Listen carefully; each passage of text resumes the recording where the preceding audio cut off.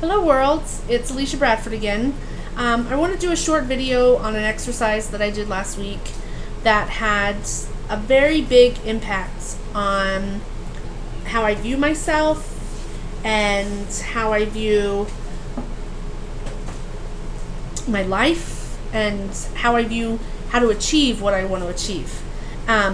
It's called Paint Your Boat, and I'm not going to go into too much details. I want this one to be kind of short and sweet, but basically it is a scenario, it's a project where we paint our boat. We decide who we're going to be, we decide what we're going to be, what our life is going to look like, and through the process I truly kind of discovered the root core of what I want to be. You know, my goal at the end of these 90 days is to be a motivational speaker and to premiere on Chainbreakers and Ellen and basically to put myself out there. That's my goal. But I realized through this exercise that even though that is a great goal, it's not about the goal, it's about who we become. I really kind of learned that this week, is that, you know, I might not ever be booked on Ellen, and I might not ever be booked in any place, but through my YouTube channel here, through other venues, through just, you know, choice of, you know, talking to other people, I can still be a motivational speaker. And it is about who I choose to be every day and how I put that in the world, and that's what really matters. So through this process, we kind of had to decide not our end result of these 90 days, but like the way it was explained to me was when we reach the pinnacle, when we reach the summit, and we're looking down on our life, what are we going to look like? What is our life going to look like? What's going to surround us? What are we going to do? And that was hard for me, because at first I was like, you know, I want these things, and my pinnacle, my summit was on my deathbed. Like, what am I going to look like when I'm dying? And who's going to be surrounded around me, and all these things. And then I had to kind of take a step back, and it's like, why can't I have my summit at age 40? Why can't I have my summit at age 35? Why can't I have my summit now? And I can't have it now because I'm not doing the work. But that's kind of what I was thinking.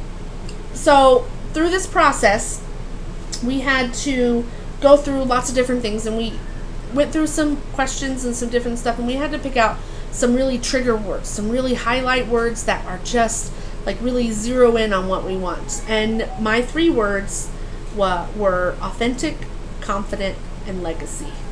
And I kind of just wrote them down that way. And then we kind of thought about it, and I'm like, can I have any of these without having the other? And I really feel like I cannot be confident if I'm not authentic, and I cannot create a legacy for my children and my family if I am not authentic and confident. Like, those things have to happen before anything else. And so through that process, we had to write a power statement. And my power statement did not come easy. At first, I was just like, those 3 words are perfect for me. And then I kind of had to go a little deeper. So I wrote a statement, and then we had to go back into another room and kind of work with partners, and we had to get with our buddies. And my buddy went first. Courtney was amazing. Like, and I got so involved in helping Courtney, and then Courtney went to do hers, and then somebody else was doing theirs, and I went over there to help them. And of course, in between, I was kind of talking to myself and working on my own. But for the most part, I was reaching out to help people. My friend Shawnee, she was kind of playing around with several ideas, and I just kind of sat there and listened to her and kind of worked with her. And I asked her if she wanted to hear mine. And so I read her my statement, and she goes, "That's awesome. You should just go do it." So without any practice, without any support, I just was like, okay, great. And I went in and I stated my power statement in front of the panel, and it wasn't perfect, but it was pretty powerful, I have to admit.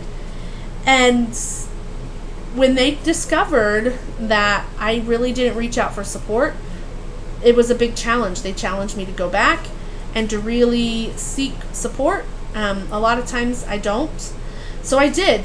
And I went there and I worked it with them and I figured it out, and I came back, and I feel like even though the first time was powerful and it was impressive for me to say those words and believe them, the second time it just felt so much more believable for me. It felt more concrete. It felt more like it was part of me. So I'd like to share my power statement with you, and here goes. Today I create a life authentic to my passions, confident in my goals, creating my legacy. And I think that's really important for me because I'll say it again. Today I create a life authentic to my passions, confident in my goals, creating my legacy. And for me, my biggest thing with having kids was I wanted to break the cycle of abuse. I did not want my children to have to deal with what I dealt with. And so I wanted that to be done. But how can I create a legacy full of love and passion and confidence if I'm terrified of all the time, if I let my fears consume me, if I'm living in survivor mode? Even though my kids will never deal with abuse like I did, they're still not having the life that they should and they deserve because their mother is not confident and she's scared, and that just I don't want my children to grow up scared. I don't want them to be afraid to take chances and different things like that. And so today I create a life authentic to my passions. Oh my gosh, I'm stumbling. Today I create a life authentic to my passions, confident in my goals, creating my legacy. And that for me is valuable. And I'm so excited to continue to do that and to leave something for my children that aren't just pictures and that go beyond memories. If I can instill in my girls and in my young man the traits that I find impressive, the ability to help others and to be confident and to go after your goals and to be fearless, if I can instill that in them, then my job is done, and I will never die. And I can continue to foster a passion and a joy and a love in my family generations from now. It stops here. It stopped with me, and it will always stop with me, because I know as my girls get older, they're not going to allow abuse to happen in their life because they are confident. And my son is going to know that he will not allow that, and he will never be that because his mother was confident, and so therefore he is confident. And I'm very grateful to have that knowledge now, and I'm kind of excited to see how my children will change as I change.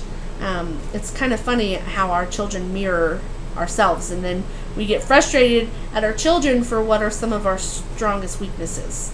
So I'm kind of excited to see who my children will become. It's awesome. Okay, thanks. Have a great day, guys. Bye.